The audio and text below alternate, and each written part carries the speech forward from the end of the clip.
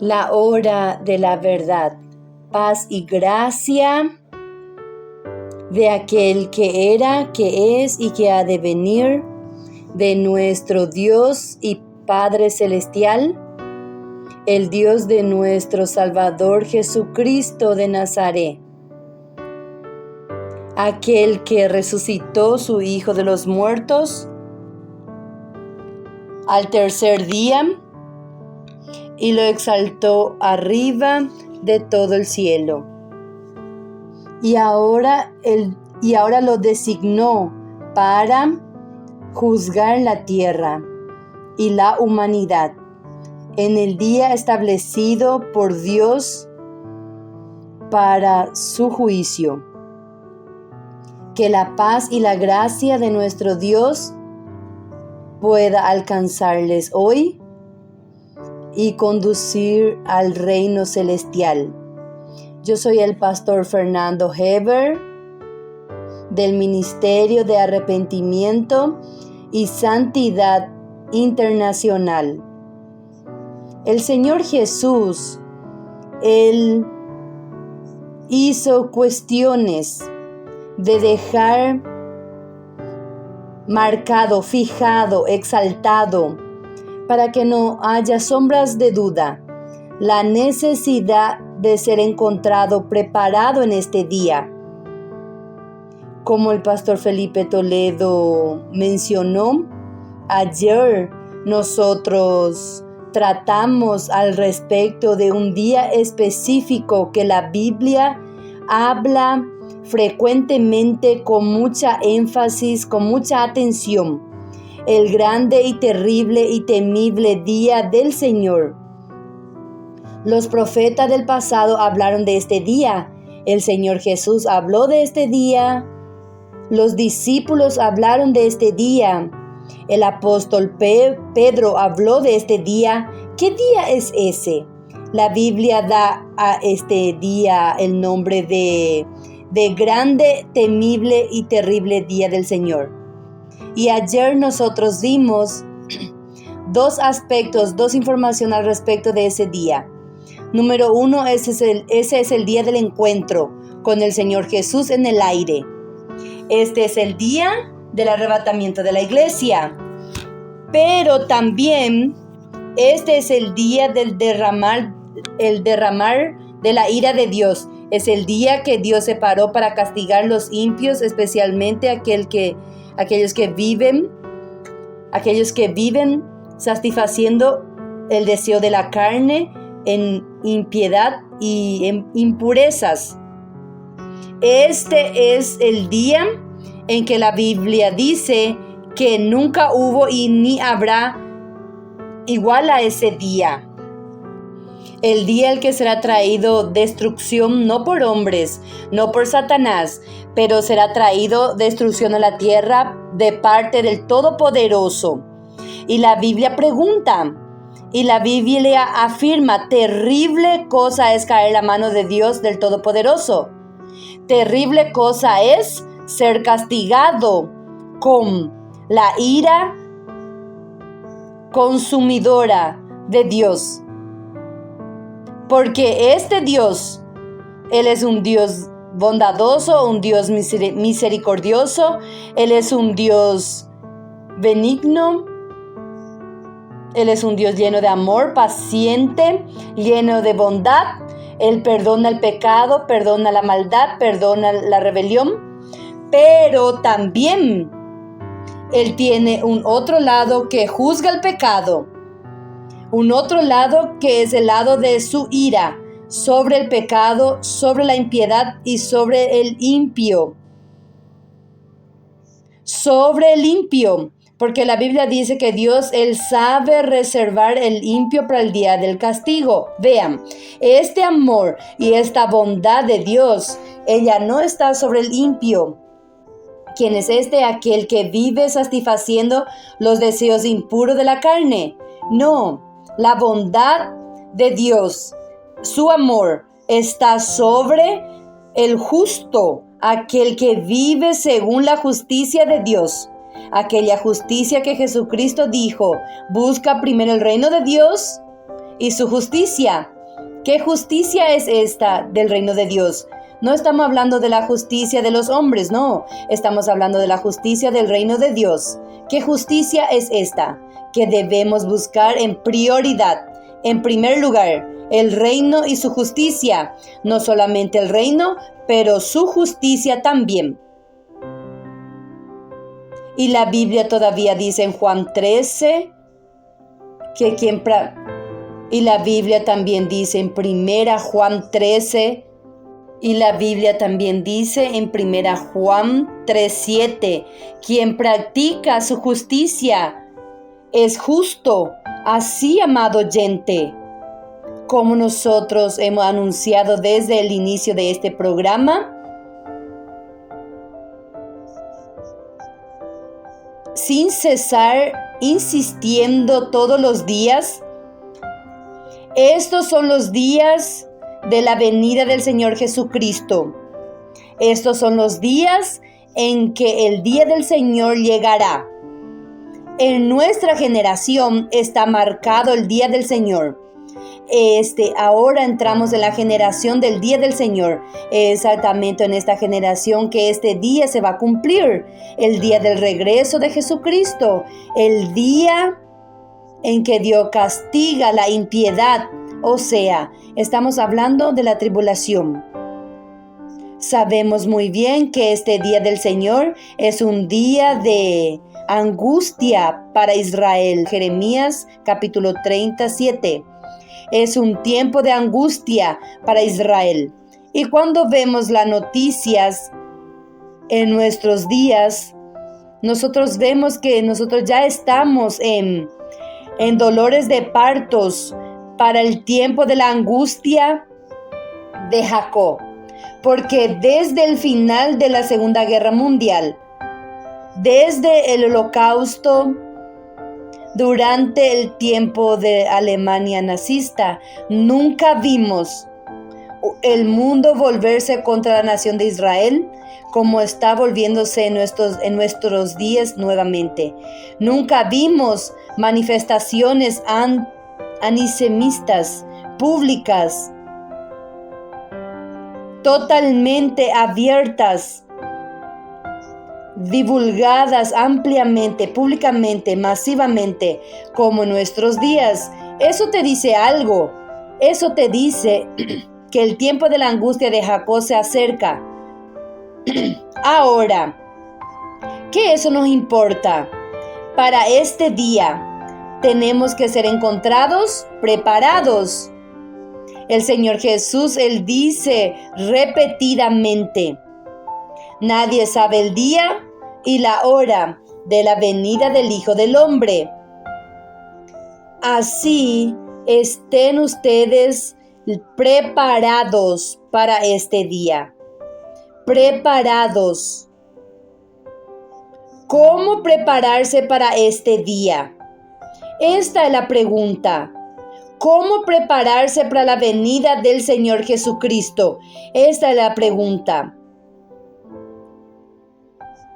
¿Cómo ser encontrado preparado para aquel día? Vean, cuando el Señor Jesús se aparezca, su aparecimiento será en un parpadeo. Este no es un día que usted espera para que en aquel día usted tome la decisión. Este es un día para el cual usted se prepara, porque Él es un día desconocido.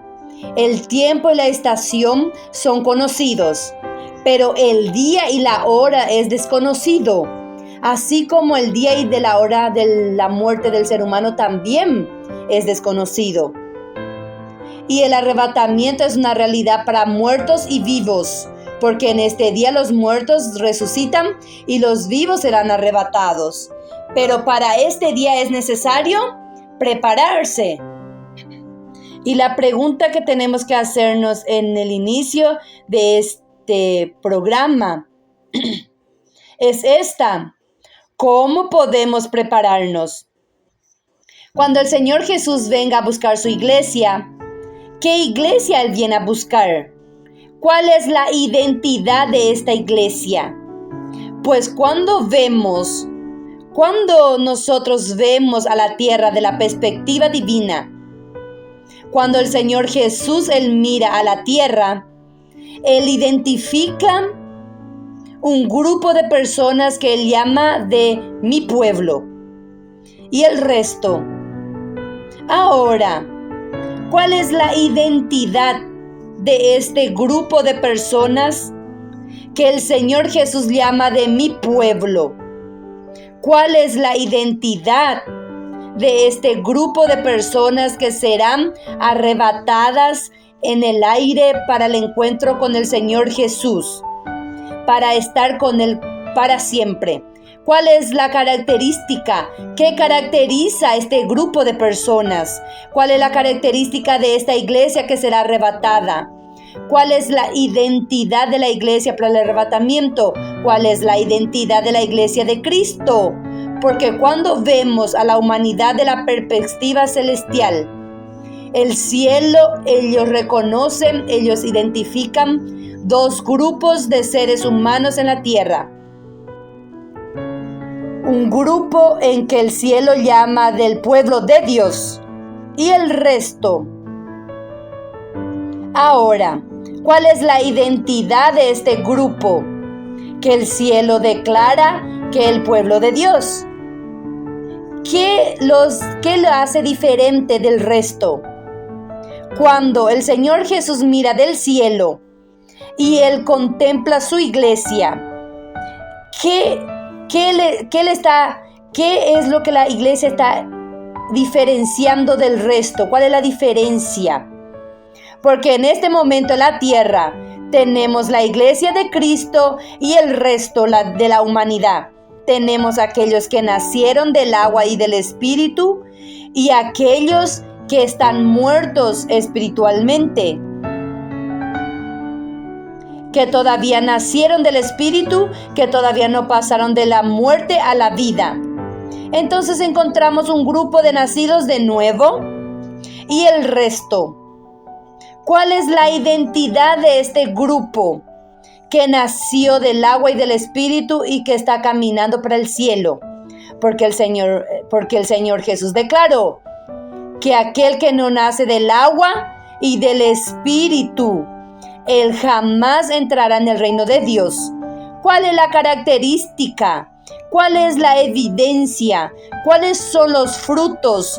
¿Cómo podemos identificar en nuestros días modernos este grupo de personas que nació del agua y del espíritu?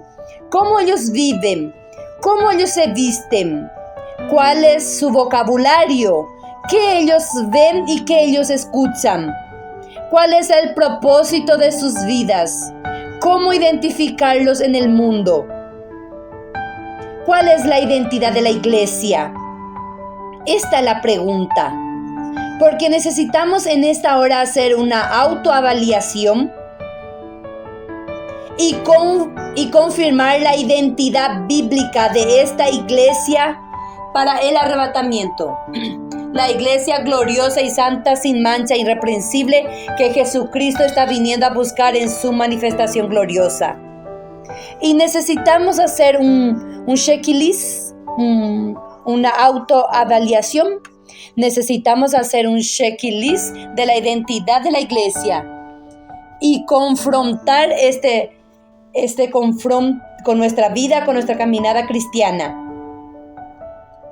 Y verificar si nosotros nos encuadramos, si nos encajamos en la identidad de la iglesia de Cristo Jesús.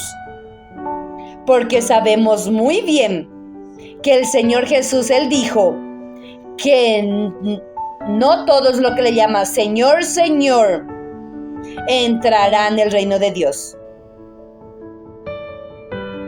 El hecho de nosotros haber nacido en una casa evangélica, el hecho de nosotros ser miembros de una iglesia evangélica, el hecho de nosotros ser evangélicos, cristianos, confesar a Cristo y llamarlo de Señor, no es garantía que nosotros entraremos en el reino de Dios.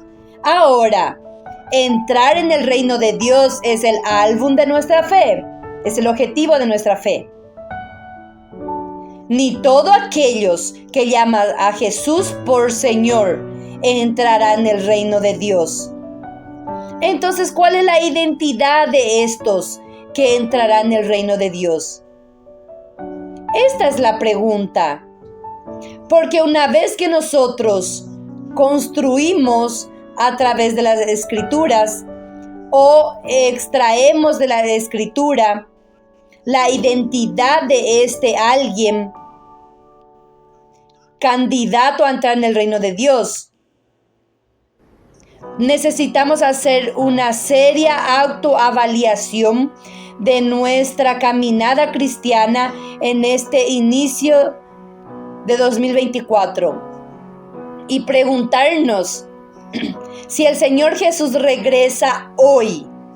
¿Estamos nosotros aptos a ser reunidos con Él en el aire?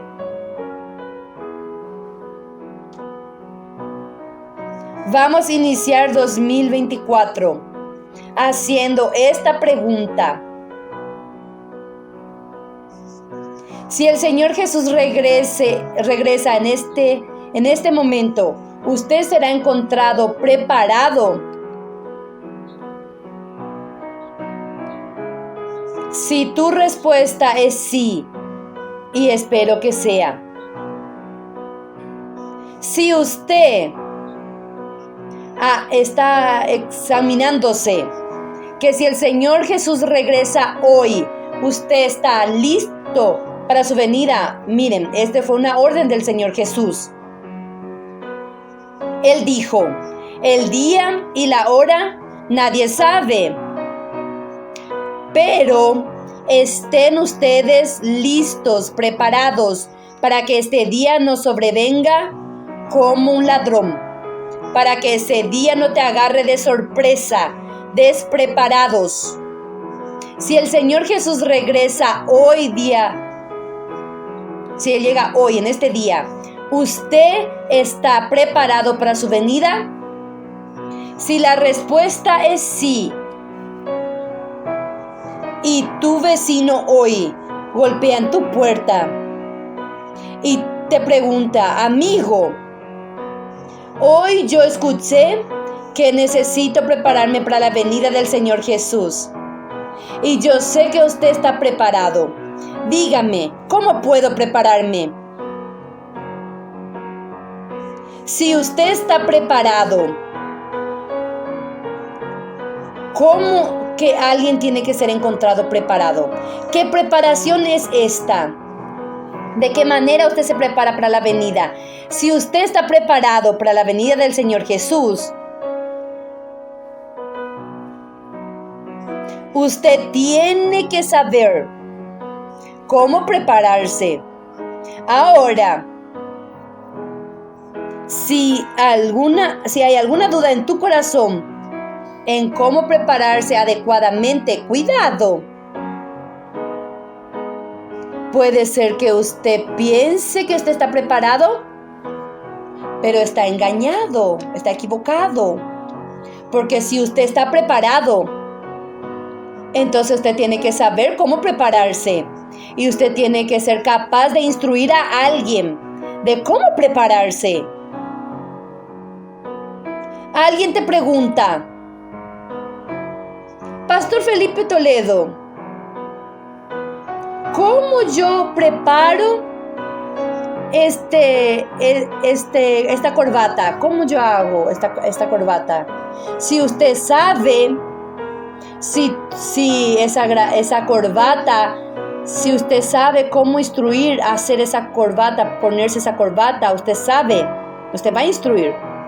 Si usted está preparado, ¿cómo prepararse entonces? ¿Qué preparación es esta? ¿Cuál es la identidad de la iglesia preparada? Porque cuando el Señor Jesús se manifieste, Él va a encontrar un grupo de personas preparados. Y sabemos muy bien que Él también va a encontrarse con una enorme multitud de cristianos despreparados.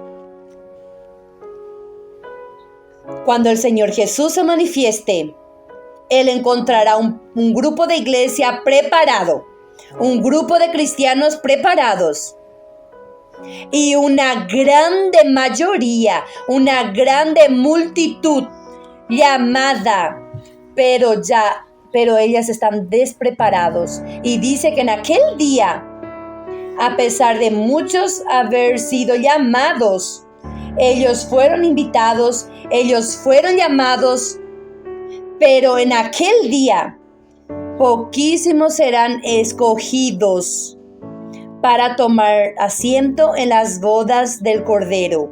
¿Por qué? Porque ni todo aquel que le llama Señor, Señor, entrará en el reino de Dios.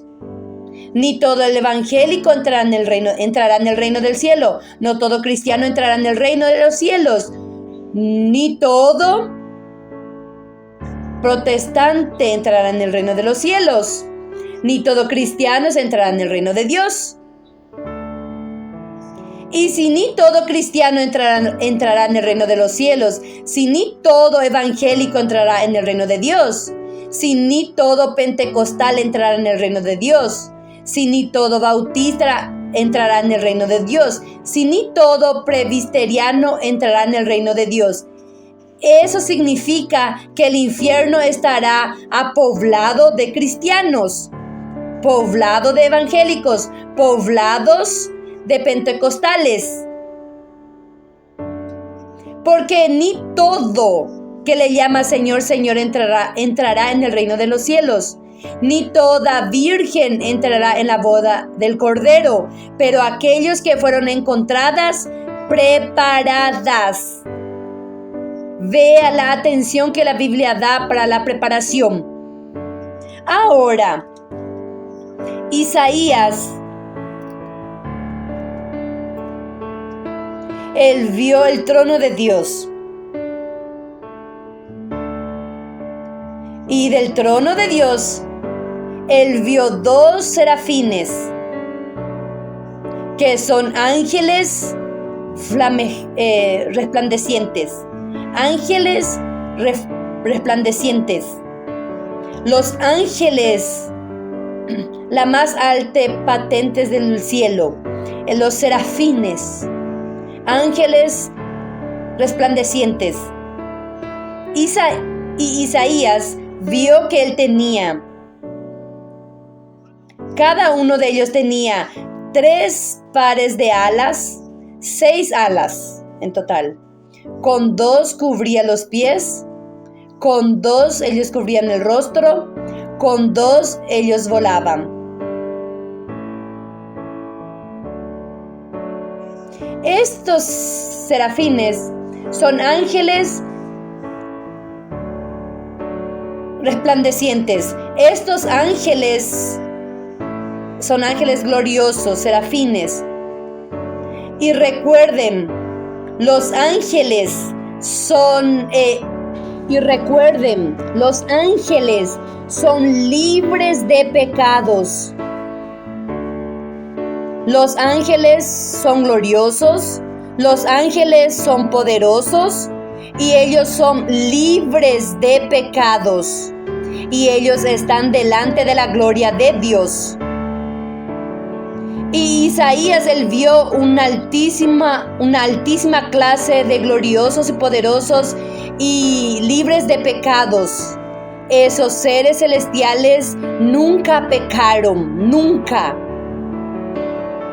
Esos serafines es una altísima clase de ángeles que nunca pecaron, que son poderosos y gloriosos. Y es una clase específica de ángeles, que son ángeles gloriosos. Estos ángeles, cada uno tiene 6 alas. Isaías dijo, capítulo 6:1 de Isaías: el año que el rey Uzías murió, yo he visto al Señor sentado en el trono, alto y exaltado. Y en el año de la muerte del rey Uzías, vi al Señor excelso y sublime, sentado en un trono. Las orlas de su manto llenaban el templo.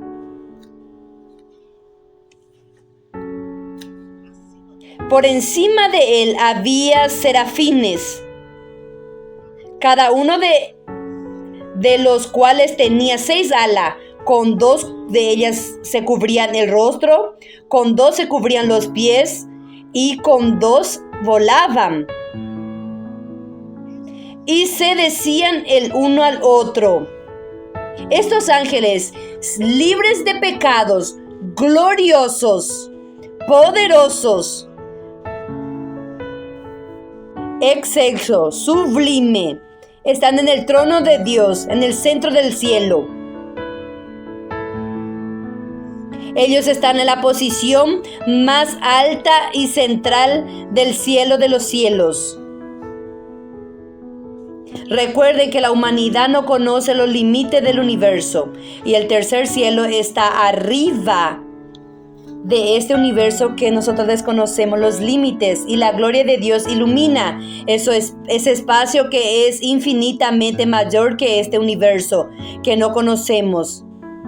Y el Señor envolvió este universo de tinieblas con una materia oscura, envolvió la tierra de tinieblas y las tinieblas entre la tierra y el tercer cielo que conocemos como universo, el segundo cielo. Y esos ángeles están en la posición central y más alta del trono de Dios. Ahora estos ángeles libres de pecado, poderosos, sublimes, excelso, que están en el centro de los centros del cielo, en la posición más elevada de la eternidad. Ellos con 2 alas cubren sus rostros. Con 2 ellos cubren sus pies. Con 2 ellos volan. Versículo 3. Y se decían el uno al otro, uno a los otros: Santo, Santo, Santo es el Señor Todopoderoso. Toda la tierra está llena de su gloria. Al sonido de sus voces se estremecieron los umbrales de las puertas y el templo se llenó de humo. Entonces grité: ¡ay de mí!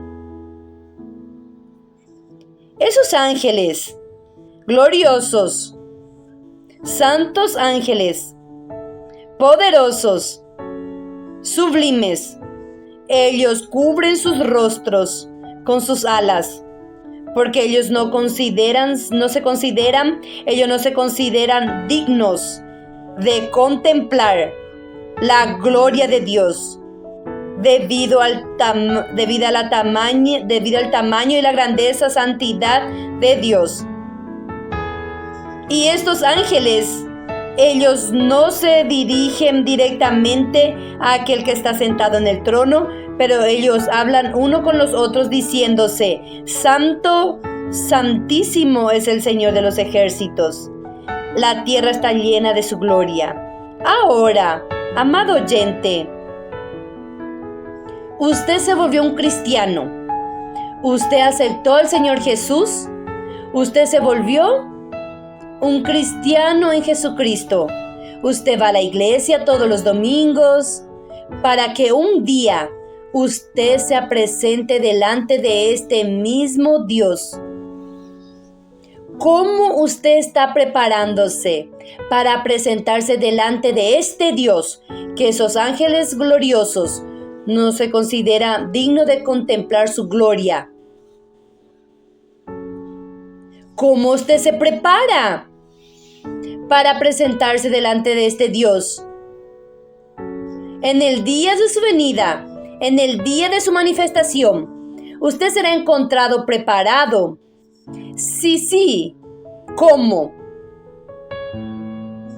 Este año es el año para hacernos las preguntas que realmente importan.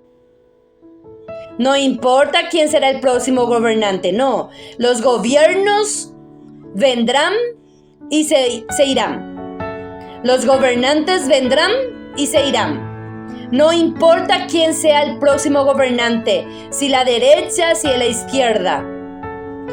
Lo que importa verdaderamente es si usted vivirá este año de 2024 preparado para la venida de Jesucristo, preparado en enero, preparado en febrero, preparado en marzo, preparado en abril, preparado en mayo, junio, julio, agosto, hasta el día de Cristo. Si Jesús regresa en el 2024, Él encontrará una iglesia preparada en San José del Campo y en las naciones. ¿Cuál es la identidad de esta iglesia que Él está viniendo a buscar? Mateos capítulo 5, 13. Ustedes son la sal de la tierra, pero si la sal se vuelve insípida, ¿cómo recobrar su sabor? Ya no sirve para nada sino para que la gente la deseche y la pisotee.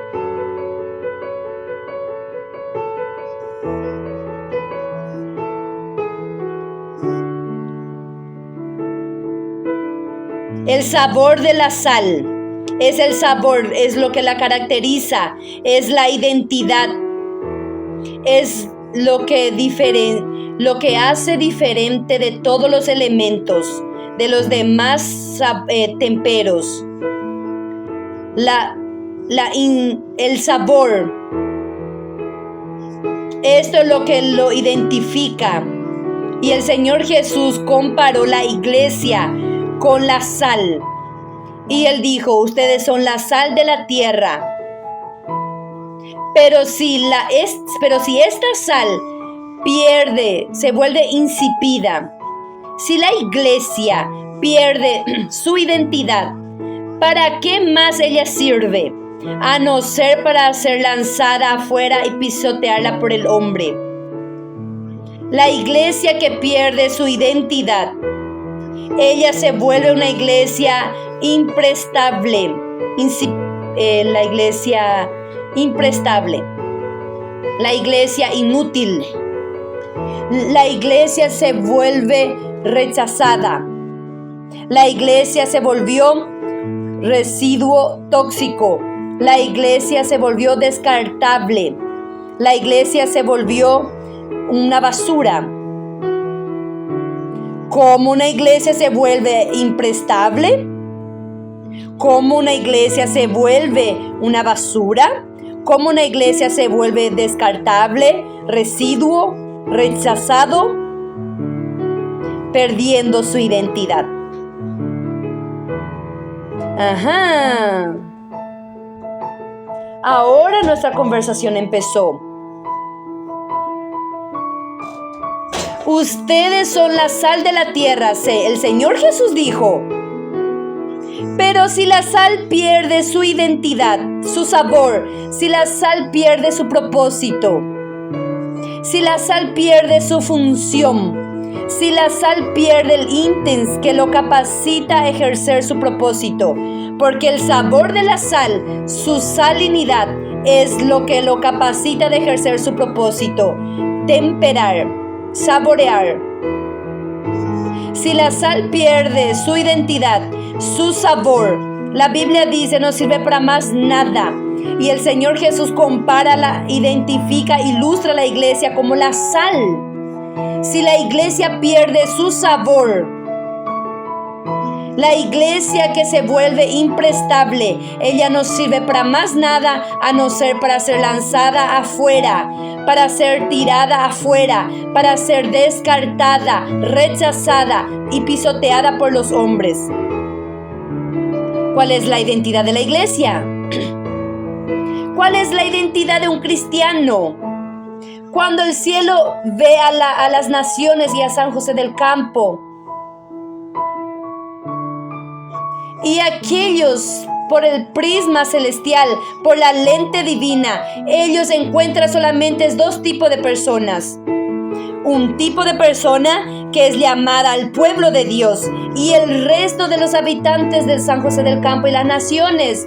Cuando el Señor Jesús mira a las naciones, Él encuentra un grupo de personas que Él estableció aquí como la sal de las naciones, y el resto que aguarda ser temperada. Ahora, ¿cuál es la identidad de este grupo? Cuando el Señor Jesús mira a las naciones, y Él busca por su iglesia, y Él busca por los cristianos, y Él busca por sus discípulos, y Él busca por aquellos que nacieron del agua y del Espíritu, y busca por aquellos que son el tabernáculo del Espíritu Santo, y Él busca por aquellos que abandonaron sus vidas y los sigue.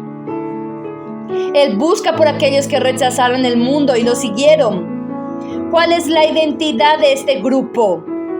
Porque si este grupo pierde su identidad y ellos se mezclan con el resto, a un punto de ustedes no identificar más la diferencia entre la sal y el resto de las naciones, este grupo se vuelve imprestable. La iglesia de las naciones, sin la identidad de Cristo, ella se vuelve imprestable. ¿Cuál es la identidad de Cristo? Vamos a ver. Efesios capítulo 1, versículo 4. Efesios capítulo 1, capítulo 4. Porque Dios nos escogió en Él antes de la creación del mundo, para que seamos santos y sin manchas delante de Él en amor. ¿Cuál es la identidad de Él? Efesios capítulo 1, 4. Dios nos escogió en Él antes de la creación. ¿Para qué?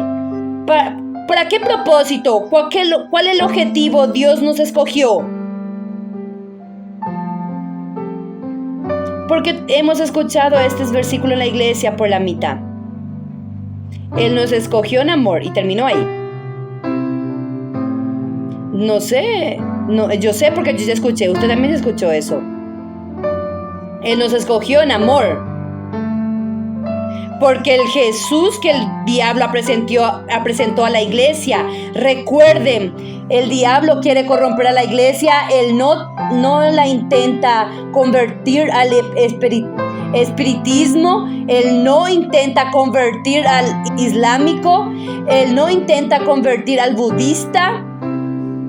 Cuando el diablo quiere corromper la iglesia y desviarla de una pura y sincera devoción a Cristo, Él no golpea la iglesia con las manos de la izquierda, con el evangelio de Jesucristo. Él la presenta un otro Jesús a ella. Él envía a la iglesia un otro espíritu y predica un otro evangelio, el propio diablo, a la iglesia. El evangelio del diablo, el espíritu del engaño y el Jesús rígido, paz y amor. Un Jesús que llega a la iglesia, Él solo dice estas dos palabras, paz y amor. Un Jesús liviano, blando. Él no va a convertir a la iglesia en espiritista. Él altera, Él corrompe la iglesia. El conocimiento de Jesucristo en la iglesia. Él envía a ella un espíritu seductor del engaño y predica otro evangelio. Eso descaracteriza a la iglesia, desfigura a la iglesia, al punto de la iglesia no ser más reconocida porque ella perdió su identidad. Ella desvió desde una pura y sincera devoción a Cristo. Ella perdió su santidad. Ella perdió su sabor, perdió su identidad. Ahora, cuando la iglesia de Cristo, ella pierde su identidad, Jesucristo dice, ella no sirve para más nada. La iglesia sin santidad es una iglesia imprestable. Anoten su diccionario bíblico. Iglesia imprestable, ¿cuál es la definición de este concepto? Es una iglesia que perdió su identidad. ¿Y cuál es la identidad de la iglesia? La identidad de la iglesia es su santidad, es su separación del mundo y del pecado. Cuando la iglesia, ella pierde su separación del mundo y del pecado, y cuando ella hace amistad con el mundo, que es inimistad de Dios, adopta los estándares del mundo, adopta las costumbres del mundo, adopta la moda del mundo. Ella adopta el estilo de vida del mundo, adopta las músicas del mundo, los tatuajes del mundo. Ella pierde su identidad. Ella es desfigurada. Su identidad es desconstruida al punto de no ser reconocida como iglesia de Cristo. ¿Dónde está la iglesia de Cristo? ¿Dónde está este pueblo separado en las naciones? ¿Dónde está este pueblo santo en las naciones? ¿Dónde está esa iglesia? La identidad de la iglesia. Santidad. Efesios capítulo 1, versículo 4. Dios nos escogió en el antes de la creación del mundo. ¿Para qué? Para que seamos santos y sin mancha delante de Él en amor. ¿Y qué significa esto? Dios nos escogió para ser separados. ¿De qué? Del mundo, del pecado y de las obras de la carne. Separado del mundo, del pecado y de nosotros mismos. Los tres aspectos de la santidad. La separación del mundo, la separación del pecado y la separación de nosotros mismos, de nuestra naturaleza caída, de naturaleza heredada de Adán, de nuestra naturaleza pecaminosa que la Biblia da nombre de la carne, que tiene sus frutos específicos. Y para ser encontrados arriba de cualquier reprensión, ¡qué llamado noble! El Señor Dios nos escogió para ser separados del mundo, ser separados del pecado, ser separados de la inmoralidad sexual, ser separados de la sensualidad de esta generación, ser separados de la caída moral de esta generación, ser separados de las palabras torpes de esta generación, ser separados de las películas inmorales de esta generación, ser separados de las músicas inmorales de esta generación de estos días, ser separados de una iglesia caída de esta generación, ser separados de una iglesia apostatada de esta generación, ser separados de una iglesia mundana de esta generación, ser separados de una iglesia inmoral de esta generación, y ser encontrados por Cristo en su venida arriba de cualquier reprensión. Preparados para el día de Cristo, la hora de la verdad.